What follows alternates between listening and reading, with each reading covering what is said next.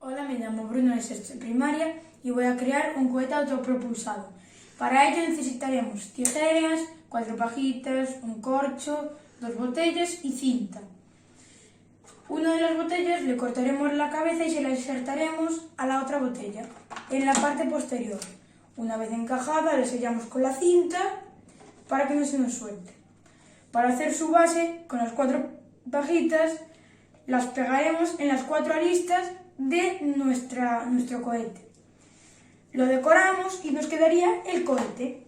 Para hacer su reacción química necesitaremos bicarbonato, una servilleta, hilo y vinagre.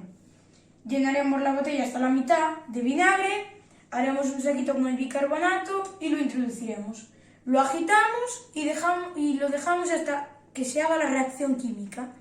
Una vez hecha, saldrá disparado.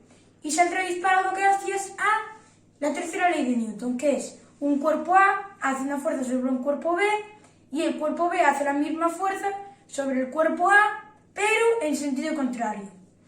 Ahora nos iremos fuera a probar el cohete. Ahora vamos a proceder a meter el bicarbonato en esta bolsita de papel, ya que hemos vertido primero el vinagre.